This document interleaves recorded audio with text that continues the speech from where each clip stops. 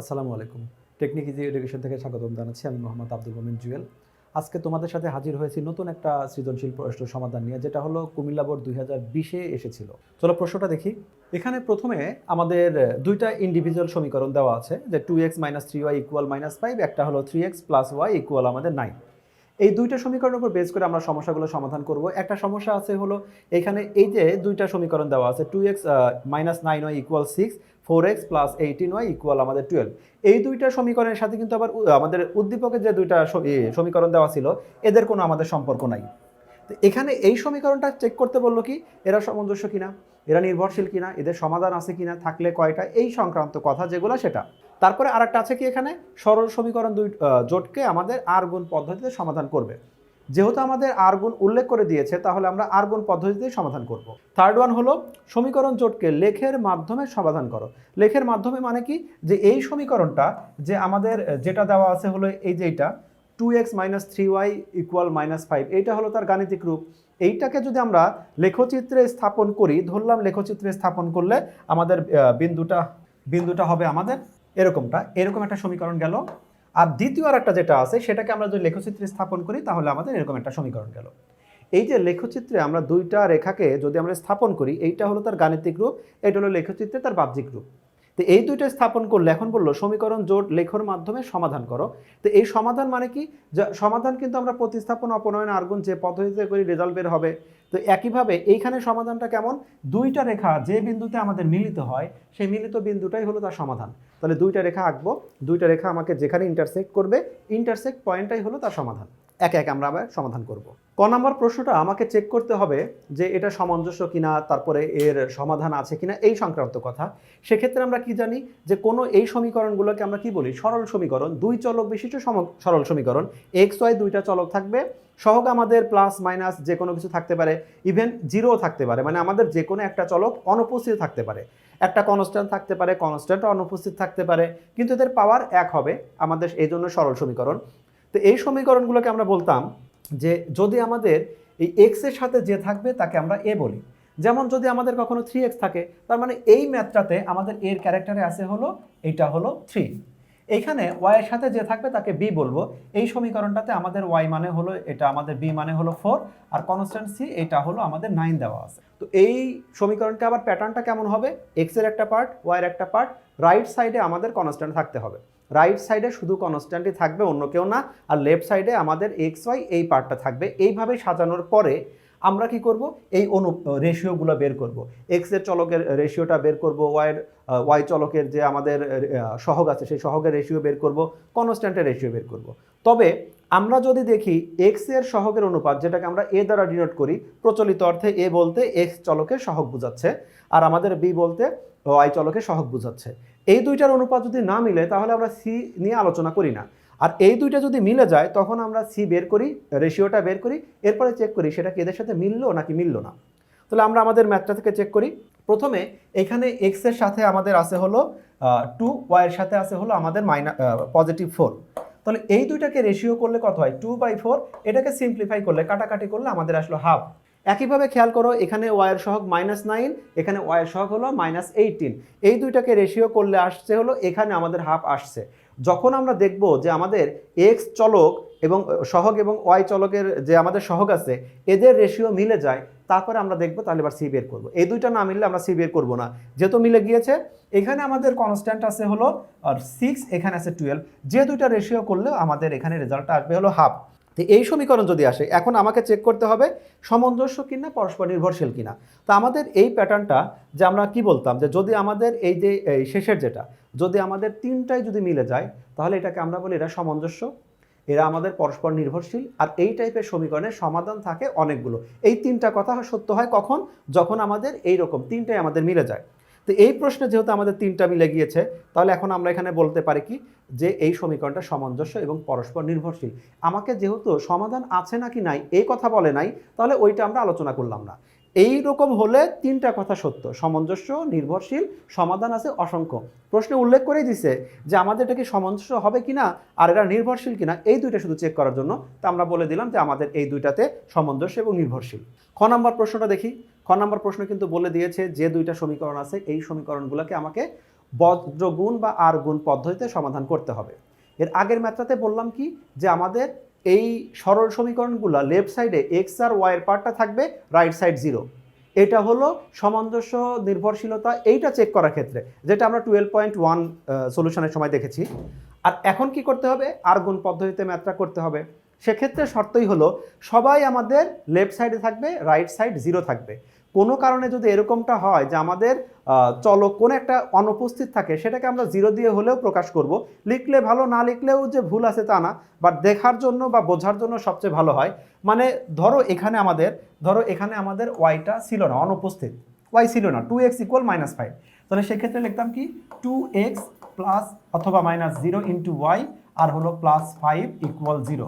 অর্থাৎ x ঠিকই আছে, ওয়াইটাকেও ছিল না জন্য একটা 0তে নিয়ে আসলাম, -5 এই পাশে নিয়ে আসলে +5 = 0। এভাবে আমরা সাজাবো, একটা x এর পার্ট, একটা y এর পার্ট আর একটা আমাদের কনস্ট্যান্ট। তো সেই জন্য আমরা সাজিয়ে নিলাম। প্রথমে কি করলাম, এই সমীকরণ দুইটা, এই দুইটা আমাদের দেয়া ছিল, উদ্দীপকে দেওয়া আছে। আর সেখান থেকে আমরা কি করলাম, এই দুইটা ঠিক রাখলাম, -5টা নিয়ে এসে সমীকরণ 1 দিলাম, আর এই 9টাকে নিয়ে এসে -9 করে দিয়ে আমরা সমীকরণ 2 বানিয়ে দিলাম। পাশাপাশি দুইটা লিখে দিলাম। এখন আমরা আর গুণ পদ্ধতিতে করব। আর গুণ পদ্ধতির জন্য কি করব, প্রথমে আমরা এই সমীকরণে 3টা কথা লিখে নিব। 3টা কথা আমরা সাধারণত যেভাবে লিখি, এই যে আমরা প্রথমে আমরা x এর একটা পার্ট নেই, y নেই, তারপরে কনস্ট্যান্ট নেই। কনস্ট্যান্ট আমাদের যাই থাক সবসময় আমরা এখানে 1 লিখব। আর আমরা x লিখব তখন x বাদে বাকিগুলো সহগ আর গুণ করব। y যখন নিব তখন y বাদে বাকি সহগ বা কনস্ট্যান্ট যেগুলো থাকে সেগুলো আর গুণ করব। কনস্ট্যান্ট যখন নিব, কনস্ট্যান্ট বাদে বাকি যে ভ্যালুগুলো আছে সেগুলো আর গুণ করব। গুণ করব কনস্ট্যান্ট এবং সহগ, এখানে কোনো চলক গুণ হবে না, মানে x y গুণ হবে না। তাহলে ম্যাথটাতে দেখি, যখন আমি বললাম যে আমি x নিয়ে আলোচনা করছি, মানে আমাদের এই পার্টটা x নিয়ে আলোচনা করছি, তখন আমি কি করলাম, এইটা আমি আলাদা করে এখানে লিখে তোমাকে বোঝাচ্ছি।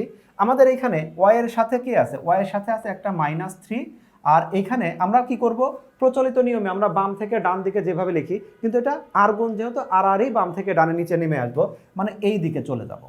তাহলে এইখানে আছে -3, এখানে আছে হলো -9, এর মাঝখানে আমাদের গুণ চিহ্ন দিতে হবে।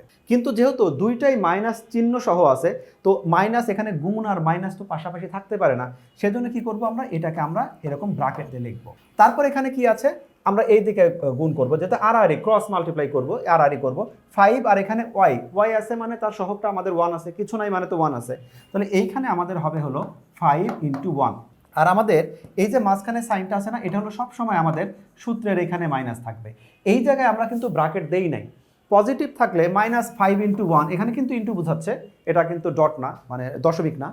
তাহলে এখন যখন মাইনাস থাকবে তখন ওই সামনে সাইন নিয়ে ঝামেলা হয়, এই জন্য আমরা কি করি, ব্র্যাকেট দিয়ে লিখি। আর শুধু পজিটিভ থাকলে আমাদের ব্র্যাকেট দেওয়ার কোনো দরকার নেই। তাহলে এখন এই কাজটাই করছি আমরা এখানে, এই যে 3 আর 9 মাল্টিপ্লাই করলাম, 1 আর 5 মাল্টিপ্লাই করলাম, আর এখানে মাইনাস যেটা আছে এটা হলো আমাদের সূত্রের মাইনাস।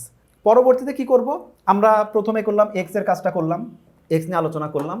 তারপরে আমরা আলোচনা করব হলো, হ্যাঁ সিরিয়ালি গেলে সবচেয়ে ভালো হয় সিরিয়ালি যাওয়া।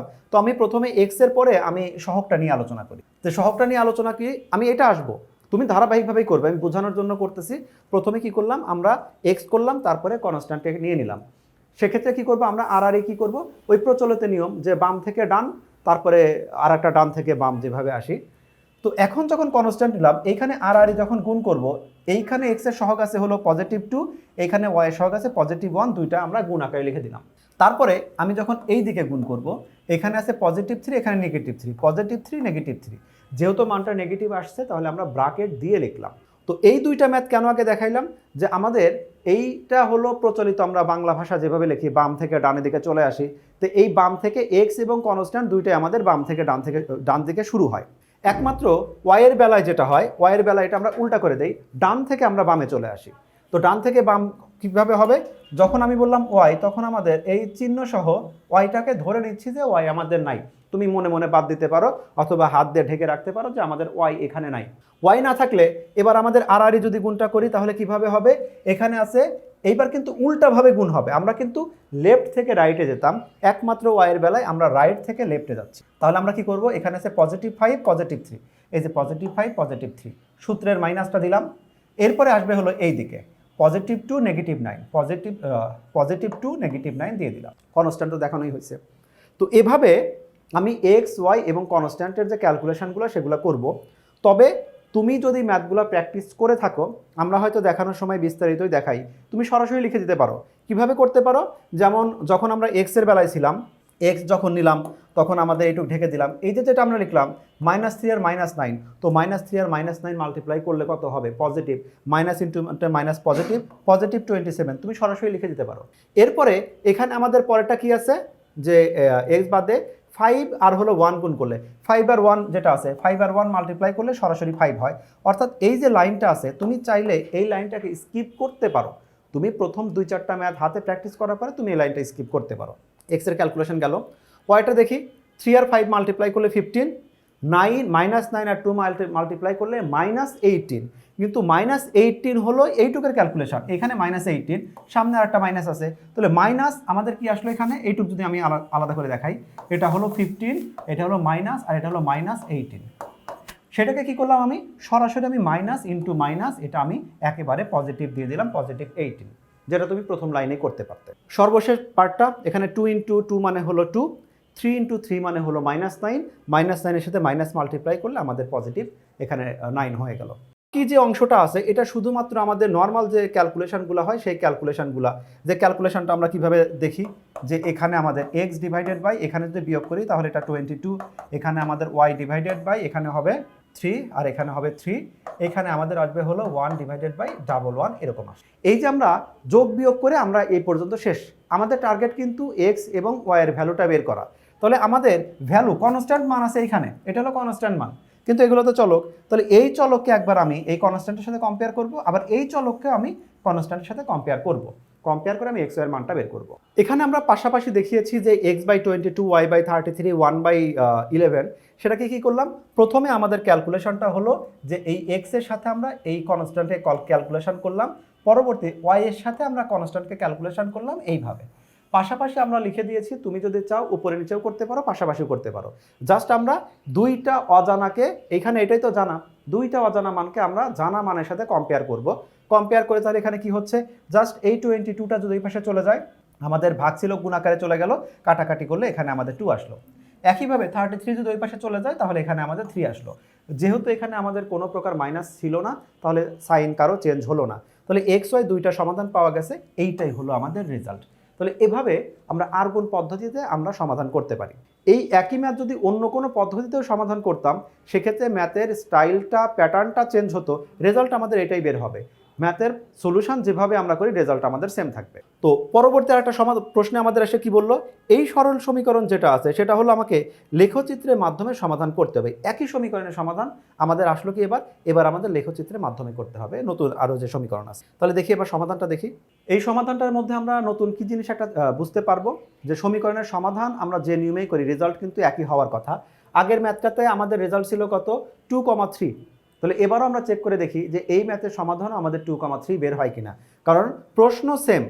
আমরা কি করব, শুধুমাত্র এখানে আমরা ক্যালকুলেশনটাকে শুধু অন্য নিয়মে করব। তো যদি আমাদের বলে লেখচিত্রের মাধ্যমে সমাধান করা, সমাধান মানেটা কি, যে আমরা তোমাদেরকে শুরুতেই দেখিয়েছি যে আমাদের যদি আমরা একটা লেখচিত্রে এই মানগুলো বসাই, ধরলাম যে এই যে লেখচিত্র আসে সেটাকে আমরা যদি কার্তেশীয় স্থানাঙ্ক প্রকাশ করি, এর মানগুলো স্থানাঙ্কগুলো বের করে বসাই, ধরলাম একটা মান এইদিকে গেছে আর একটা মান আমাদের এইদিকে গেল, দুইটা সরলরেখা দুইটা, এই দুইজন যে বিন্দুটাতে আমাদের সেট করছে এইটাই হলো তার সমাধান বিন্দু। তো সমাধান বিন্দুর জন্য এখন দেখি তাহলে যে এই লেখচিত্র বেলায় আমাদের নিয়মটা কি।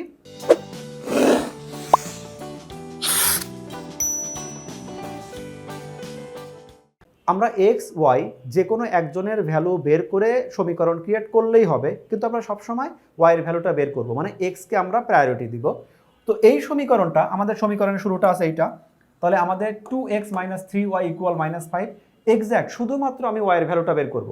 তো প্রথমে কি করব, আমাদের যে এক্সটা ছিল সেটাকে আমরা ওই পাশে শিফট করে দিব। এক্সকে যদি শিফট করে দেই তাহলে সেক্ষেত্রে আমাদের -3y থাকে, এখানে তো আমাদের +3y আছে। অ্যাকচুয়ালি আমরা ক্যালকুলেশন এভাবে চিন্তা করছি যে ধরো আমাদের 2xটা আগে যে পাশে ছিল 2x এখনও সেখানে আছে, -5টাকে যদি আমরা রাইট সাইডে শিফট করি তাহলে আমরা কি হবে, +5, মানে যেহেতু ওয়াই এর মানটা বের করতে হবে তাহলে ওয়াইকে আমরা আলাদা করে ফেলি, একা একা করে ফেলি। তাহলে এই 3yটা যদি ওই পাশে শিফট হয় তাহলে আমাদের হবে +3y। এই +3yটাই কি হলো, আমাদের এই পাশে চলে এসে আমাদের ম্যাথটা হলো কি যেন বলে, লেফটকে রাইটে লিখলাম, রাইটকে লেফটে লিখলাম, তাহলে আমাদের 2x + 5 ডিভাইডেড বাই 3 এরকম একটা ফর্মেটে চলে আসলো। এখন এই যে সমীকরণটা আছে, এই সমীকরণে x চলকের যদি কোনো মান বসাই, x এর জন্য 2 বসালে ক্যালকুলেশন করলে কোনো একটা ভ্যালু বের হবে, সেটাই হলো y এর মান, মানে সরাসরি দেখাই যাচ্ছে এখানে। তো এই মানগুলো আমরা যে কোনো মান ব্যবহার করতে পারি, বের করতে পারি, কিন্তু সবসময় আমরা কি করব, আমরা এমন একটা ভ্যালু বের করার ট্রাই করব যেখানে আমাদের কোনো দশমিক না আসে। দশমিক আসলেও অঙ্কটা মিলে, কিন্তু সেক্ষেত্রে আমাদের নির্ধারিতভাবে ওই বিন্দুগুলো বসানো একটু কঠিন হয়ে যায়, কিছুটা আন্দাজে দিতে হয়, কারণ ফ্র্যাকশনটা যদি অনেক বড় হয়, 0.2758, কত ঘর সমান এক একক ধরবো, ঝামেলা হয়। সেজন্য আমরা কি করব, এমন ভ্যালুটা নিব যেন আমাদের কোনো ভগ্নাংশ না আসে। ধরো এখানে আমি কথার কথা 1 বসাচ্ছি, যেটা হবে না, তাহলে কি হবে, আমাদের এটা হতো 2 × 1 প্লাস হলো 5 ডিভাইডেড বাই 3, তাহলে 2 আর 5 7, 7 ডিভাইডেড বাই 3। এই যে একটা দশমিক চলে আসলো বা ভগ্নাংশ চলে আসলো, এই টাইপের মান আমরা নিব না। এটা হয়তো আমি মনে মনে চিন্তা করছি অথবা ক্যালকুলেটর ট্রাই করছি, দেখি 2 বসালে কি হয়, 1 বসালে কি হয়, কিন্তু আমরা এক্স্যাক্ট ওই ভ্যালুটাই নিয়ে আলোচনা করব, ওই ভ্যালুটাই আমরা এখানে শো করব, যার জন্য আমাদের রেজাল্টটা আমাদের পূর্ণ সংখ্যায় আসবে। তাহলে আমরা কি করলাম, প্রথমে -4 বসাইছি। তো -4 যখন বসাইছি তাহলে কি আসলো, 2 × -4, আর এখানে হলো +5। তো যে এখানে আমাদের মাইনাস চলে আসছে, এভাবে দেখতে তো মনে হচ্ছে 2 - 4 + 5, কিন্তু এখানে x এর সাথে তো সম্পর্ক ছিল ইনটু, তাহলে এটাকে ব্র্যাকেট দিয়ে লিখবো, আর ডিভাইডেড বাই 3। তাহলে কত আসবে, -8 + 5, তাহলে -8 + 5 মানে হলো আমাদের -3 ডিভাইডেড বাই -3 = -1, সেই ভ্যালুটাই আমাদের এখানে চলে আসছে। তো তোমরা যারা সায়েন্টিফিক ক্যালকুলেটর ব্যবহার করো, সেক্ষেত্রে সরাসরি মানটা বসায় তুমি দেখবে। আর ক্যালকুলেশনগুলো যেহেতু খুবই ছোট, তুমি মাথায় জাস্ট চিন্তা করলেই যে 2 এর জন্য তাহলে আমাদের ভগ্নাংশ আসবে, তাহলে আমি 3 নেই, 3 এর জন্য আমার ভগ্নাংশ আসছে না, এটা আমরা চেক করে মুখে এটা মানে জাস্ট হাতে এটা ক্যালকুলেশন করে দিয়ে দিতে পারি। তো একইভাবে পরবর্তী যতগুলো মান আছে, দেখো -4 এর পরে কিন্তু আমি -3 ট্রাই করি নাই, -2 ট্রাই করি নাই, আমি শুধুমাত্র সেই মানগুলোকে ট্রাই করব যার জন্য পূর্ণ সংখ্যা আসে। তো একইভাবে আমি 2 এখানে ট্রাই করলাম, যখন আমি এই জায়গায় x এর পরিবর্তে 2 বসাইছি, রেজাল্ট আসছে -3। আমি যদি x এর পরিবর্তে 5 দেই, রেজাল্ট আসে হলো আমাদের +5। এইভাবে 3টা মান আমরা এখান থেকে পেয়েছি। সরল রেখার এই সমীকরণ যখন আমরা রিপ্রেজেন্ট করব গ্রাফ পেপারে, তখন আমাদের 3টা ভ্যালুই আমাদের এনাফ। আমরা 3টা ভ্যালু দিয়েই তোমাকে দেখিয়েছি, বাট সবচেয়ে ভালো হলো 4টা ভ্যালু নেওয়া, এটা আমাদের নিরাপদ। সেটা আমি গ্রাফে দেখাবো, আপাতত 3টা দিয়ে তোমাকে সমাধানটা করে নেই। তাহলে এই যে লেখচিত্র আছে, এখানে আমরা বিন্দু কয়টা পাচ্ছি, একটা হলো -4, -1, যেটা এটা, একটা হলো +2, +3, যেটা আমাদের এইটা, আর একটা হলো 5, 5, এই একটা বিন্দু। এই 3টা বিন্দু আমরা পেয়েছি। যে কাজটা এখন করলাম সমীকরণ 1 এর জন্য, এই একই কাজ আমরা সমীকরণ 2 এর জন্য করব। মানে এখানে একই কাজ আমাকে রিপিট করতে হবে। আবার এই ভ্যালুগুলো যখন আমি গ্রাফ পেপারে বসাবো, একই কাজ আমাকে রিপিট করতে হবে। ম্যাথটা বড়, কিন্তু যেহেতু একই জিনিস রিপিট করতে হয়, তাহলে আমাদের ক্যালকুলেশনগুলো আমাদের করতে অনেক ইজি হয়। তাহলে এতক্ষণ যে কাজটা করলাম, সেই কাজটা আরেকবার রিপিট করব দ্বিতীয় সমীকরণের ক্ষেত্রে। দ্বিতীয় সমীকরণের ক্ষেত্রে কি, আমার টার্গেট হলো শুধুমাত্র y এর ভ্যালুটা বের করা। তো y বাদে যা আছে সবাইকে শিফট করে দাও। এখানে y আছে হলো y বাদে আছে হলো +3x, ওই পাশে শিফট করলে y ইকুয়াল, আমাদের প্রশ্নটা আসলো হলো 9 - 3x। এবার আমাদের ম্যাথটা কিছুটা ইজি হলো, কারণ কি, এই ম্যাথটাতে কোনো আমাদের ভগ্নাংশ নাই। তাহলে ভগ্নাংশ যেহেতু নাই, তাহলে চলকের জন্য যে মানটাই বসাই, এর জন্য রেজাল্টটা মানে যে পূর্ণ সংখ্যাই বসাই, রেজাল্ট আমাদের পূর্ণ সংখ্যায় আসবে। তারপরে আমরা অল্প একটু খেয়াল রাখবো, এমন আহামরি কোনো মান নিব না। আগের ম্যাথটা যেহেতু আমাদের -4 থেকে +5 এর মধ্যে সীমাবদ্ধ ছিল, মানে ধরো যে এ পাশে 5, এ পাশে 5, এরকম ডিফারেন্সটা অনেক কম ছিল। তো এখানে আমরা এমন কোনো মান নিব না যেখানে আমি, ধরো এখানে আমি দিয়ে দিলাম হলো 10, তাহলে 30 - 9, তার মানে -21 হয়ে গেল, একটা মানটা অনেক বড় হয়ে গেল। সেটার জন্য ম্যাথটা মিলবে, বাট ক্যালকুলেশনটা একটু কমপ্লেক্স হয়ে যেতে পারে। তাহলে আমরা এখানে যেহেতু কোনো ভগ্নাংশ আসবে না, মোটামুটি এমন মানগুলো বসাবো যার জন্য রেজাল্টটা অনেক ছোট হয়। আমরা এখানে বসিয়েছি +4, তাহলে এখানে কত আসছে, 9 - 3 ইন্টু আমাদের +4, তাহলে 12, 9, রেজাল্টটা হলো আমাদের -3। তারপরে একইভাবে যখন আমরা এখানে বসিয়েছি পজিটিভ, যখন 2 বসিয়েছি, তখন আমাদের কত আসবে, 9 - 3 ইন্টু +2, তাহলে 9 থেকে -6 বাদ দিলে তাহলে আমাদের এখানে থাকবে হলো +3। একইভাবে যখন আমরা 5 বসিয়েছি, তখন আমরা -6 পেয়েছি। তাহলে আমাদের এখন এখানে এই লেখচিত্র থেকে আমাদের বিন্দু পাওয়া গেল কয়টা, আমাদের বিন্দু পাওয়া গেছে হলো আমাদের এই -4, -3, 2, 2, এই যে যেগুলো এখানে লেখা আছে, 2, আমাদের দ্বিতীয় মানটা কত ছিল, 2, 3, +4, এখানে একটু মিসিং আছে, অল্প একটু মিসিং আছে এখানে, অ্যাকচুয়ালি আমাদের শুরুতে যেটা ছিল এখানে -1 হবে আমাদের, এখানে একটু ভুল আছে, এটা চেক করে নিও। তো এই জায়গায় যে বিন্দুগুলো আছে এই বিন্দুগুলো আমরা বসাবো। তো বিন্দুগুলো বসানোর জন্য আমরা এই গ্রাফ পেপারটাকে, শুরুতে যে গ্রাফ পেপারটা নিলাম, এই গ্রাফ পেপারটাকে আসলে আমরা কিভাবে নিব এটা আমি শুরুতে বা আমাদের লেখচিত্রে পরে যে কোনো এক জায়গায় ব্যাখ্যা দিয়ে দিলেই হয়। সবচেয়ে বেটার হয় যে আমরা শুরুতেই বলে দিব যে যে গ্রাফ পেপারটা নিয়ে আমরা আলোচনা করছি সেই গ্রাফ পেপারটা আমরা কেমন নিব। ধরো আমরা একটা গ্রাফ পেপার করছি যেখানে আমরা বিভিন্ন সালে জনসংখ্যা যেরকম কেমন ছিল সেইগুলো বসাচ্ছি। তো আমরা বসাচ্ছি হলো সাল বনাম হলো জনসংখ্যা, লিখলাম যে 2000 সাল, সেক্ষেত্রে জনসংখ্যা ছিল আমাদের ধরো 12 কোটি। এবার 2008 সাল, তখন ধরো জনসংখ্যা আমাদের 10 কোটি। এরকম করে 2000 আমাদের 26 সাল, তখন জনসংখ্যা হচ্ছে আমাদের অলমোস্ট 18 কোটি। এখন 18 কোটি তো আসলে গ্রাফ পেপারে বসানো সম্ভব না। তখন আমরা কি বলতে পারি যে আমরা এক ঘর গিয়েই আমি 1 কোটি কাউন্ট করব। মানে আমি গ্রাফ পেপারের ক্ষুদ্রতম এক ঘর গিয়ে আমি 1 কোটি কাউন্ট করব। তার মানে 18 কোটির জন্য আমি 18 ঘর গেলেই হচ্ছে। তারপরে আর একটা কি, এখানে কিন্তু এক ঘর সমান 1 কোটি ধরলাম। সালের যেটা 2000 সাল, 2010 সাল, এক্ষেত্রে যদি আমি এক ঘর সমান 1 কোটি ধরি, তাহলে সেক্ষেত্রে তো সালের ঘরে আবার ঝামেলা চলে যায়। তখন বলবো কি যে আমি ওই 100 ঘর সমান 1 একক ধরছি। তাহলে আমাদের যখন আসবে হলো 2000 সাল, তার মানে আমাদের এখানে 20 ঘর যাচ্ছে। তো এই ঘরটা লেখচিত্রের মানের ওপর ডিপেন্ড করবে যে এক্স এর ভ্যালুটা কেমন হবে, ওয়াই এর ভ্যালুটা কেমন হবে। তো আমরা প্রথমে বললাম কি যে একটা গ্রাফ পেপার নর্মালি আমরা কি করি যে আমাদের এই আনুভূমিক বরাবর যে দাগটা দেওয়া হয় সেই দাগটাকে আমরা এক্স অক্ষ ধরি, মানে এখানে যেটা দেওয়া আছে। আর আমরা লম্ব বরাবর যে দাগটা দেই সেটাকে আমরা সাধারণত ওয়াই অক্ষ বলি। তো সেই কথাটা আমরা শুরুতে বলে নিব যে একটা ছক কাগজে আমরা এক্স ও এক্স প্রাইম, এখানে ও হলো যেখানে এই যে এইটা হলো ও, অথবা আমাদের এইটা হলো আমি যেটা আঁকছি, যেখানে দুইটা ইন্টারসেক্ট করে মূল বিন্দু সেটাকে আমরা ও বলি। এক্স ও এক্স প্রাইম, ওয়াই ও ওয়াই প্রাইম আঁকি। উভয় অক্ষ বরাবর 2 বর্গঘরকে আমরা এক একক ধরে নিচ্ছি, কারণ দেখো যে ভ্যালুগুলো বসাবো সেটা হলো আমাদের -4, +5, মোটামুটি ছোটই। এখন যদি আমরা এক ঘর সমান 1 একক ধরি, তাহলে -4 থেকে +5, ধরো -4 থেকে +5, এইটুকের মধ্যে আমাদের লেখাটা শেষ হয়ে যায়। তো গ্রাফটা অনেক ছোট হয়। এক্ষেত্রে ম্যাথটা মিলবে, অ্যান্সারও ঠিক, বাট দেখতে একটু কম সুন্দর লাগবে। সেজন্য আমরা কি করব, আমরা বলে নিলাম 2 ঘর গিয়ে 1 একক বলবো। তার মানে আমরা এই যেটা 2 এর জন্য যাব 4, যেটা 3 তার জন্য যাব 6, এবং আমরা উভয় অক্ষ বরাবরই নিছি। এটা যে উভয় অক্ষ বরাবর নিতে হবে তা না, আমার সুবিধা অনুসারে আমি এক্স অক্ষকে একটা নিতে পারি, ওয়াই অক্ষকে একটা নিতে পারি। এই ডেসক্রিপশনগুলো আমরা দিয়ে দিলাম যে একটা আমাদের ছক কাগজ আছে, সেখানে আমরা এই বরাবর নিলাম এক্স, এই বরাবর নিলাম ওয়াই, মাঝখানে থাকলো আমাদের ও, এইভাবে নিলাম।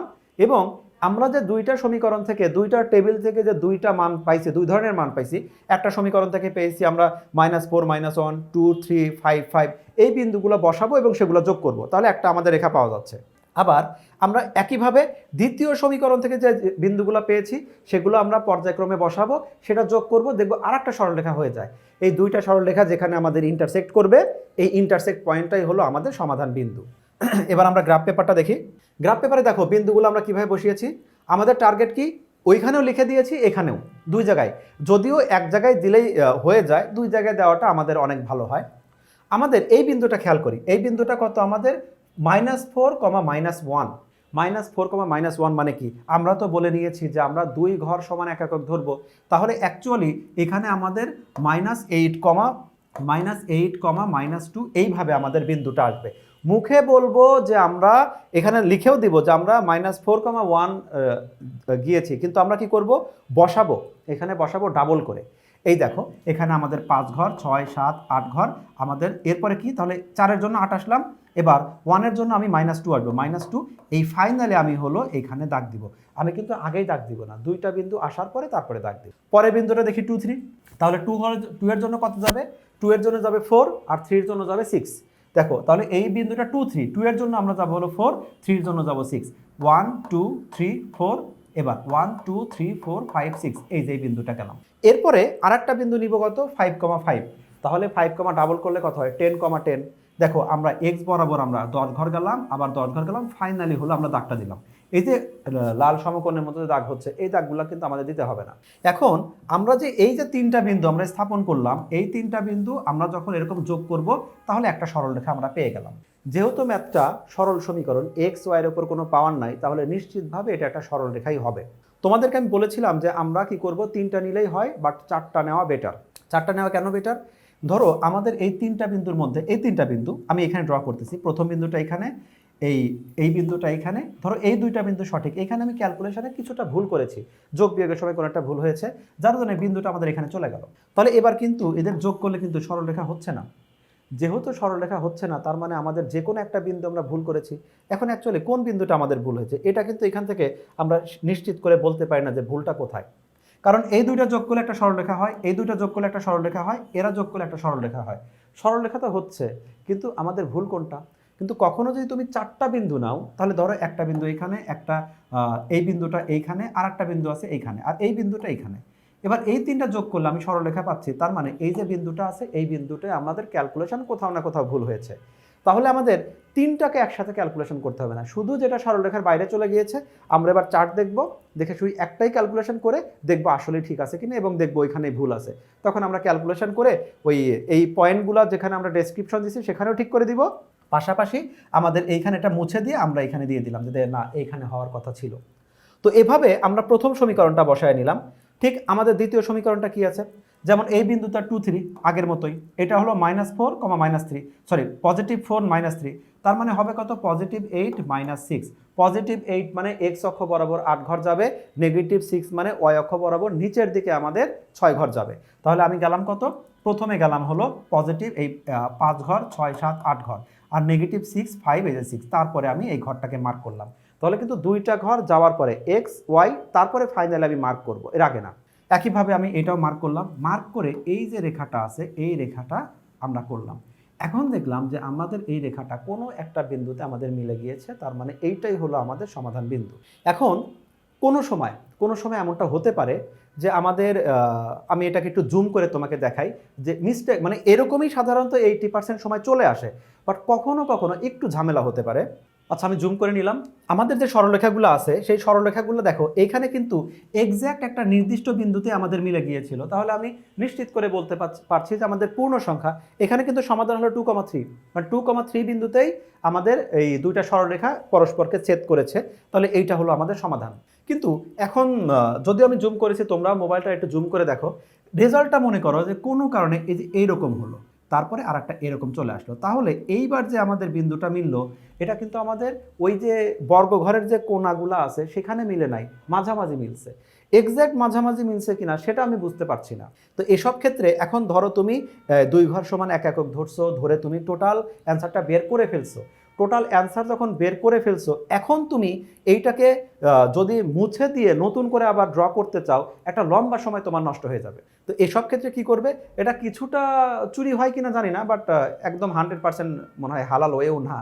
সেটা হলো আমরা কি করব, যেহেতু আমাদের আঁকানো সঠিক হয়েছে, দুইটাই সরলরেখা হয়েছে, তার মানে এইটুক পর্যন্ত আমাদের নিশ্চিতভাবে ঠিক। কিন্তু ওই যে আমাদের মাঝামাঝি মিলেছে, তাহলে এইটা হয়তো 3 ঘর সমান 1 একক ধরলে একদম অ্যাপ্রোপ্রিয়েট মিলে যেত, অথবা 5 ঘর সমান 1 একক নিলে কোনটার জন্য মিলবে সেটা তো আমি জানি না। তো তখন যেটা করবে, এটাকে প্রতিস্থাপন অপনয়ন যে কোনো একটা পদ্ধতিতে সমাধান করে ফেলবে, ক্যালকুলেটারে করে ফেলবে। আমাদের সুমন রেজা স্যারের কিছু ভিডিও আছে যেখানে ক্যালকুলেটারের হ্যাকগুলা মানে খুব শর্টকাটে যে ব্যবহারগুলো করি সেগুলো দেওয়া আছে।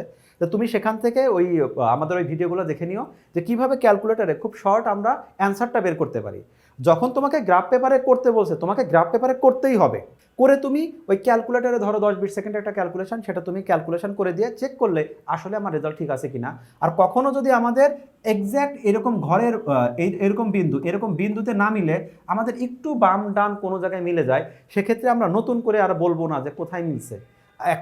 এই যে বিন্দুটা আছে এটা আমাদের 2.5 নাকি 2.75 না 2.3 বলবো না, ক্যালকুলেটারে চেক করব, যে ভ্যালুটা আসে সরাসরি বলে দিব ওইটাই হলো রেজাল্ট, যদি কখনো এক্সাক্ট পয়েন্টে না মিলে। কিন্তু এই অঙ্কের জন্য আমাদের ভালো, আমরা দেখতেই পাচ্ছি যে দুইটা রেখা আমাদের 2,3 বিন্দুতে মিলেছে। এবং আমাদের ডেসক্রিপশন যখন ছিল, ডেসক্রিপশনে দেখো যে এখানে কিন্তু দেখো যে দুইটা ম্যাথের জন্য এখানে 2,3 আমাদের একটা বিন্দু পাওয়া গেছে। তো যেটা কমন বিন্দু সেটাই তো আমাদের রেজাল্ট। তো এভাবে আমরা গ্রাফ পেপারের মাধ্যমে সমাধান করতে পারি। খ নাম্বার করার সময় কিন্তু আমি বলেছিলাম যে আমাদের রেজাল্ট কত, 2,3, এখনও দেখো 2,3, অর্থাৎ একটা ম্যাথ তুমি যে পদ্ধতিতে সমাধান করো রেজাল্টটা আমাদের একই আসবে। তো আশা করি তোমরা সম্পূর্ণ ক্লাসটা বুঝতে পেরেছো। আর এরপরে যদি কোনো সমস্যা থাকে আমাদের নেক্সট ক্লাসগুলো আরও দেখো, আমাদের বেসিক ক্লাসগুলো দেখো, আশা করি তোমরা বুঝতে পারবে। পরবর্তী ক্লাসে স্বাগতম জানিয়ে আজকের মতো এখানেই বিদায় নিচ্ছি। আল্লাহ হাফেজ।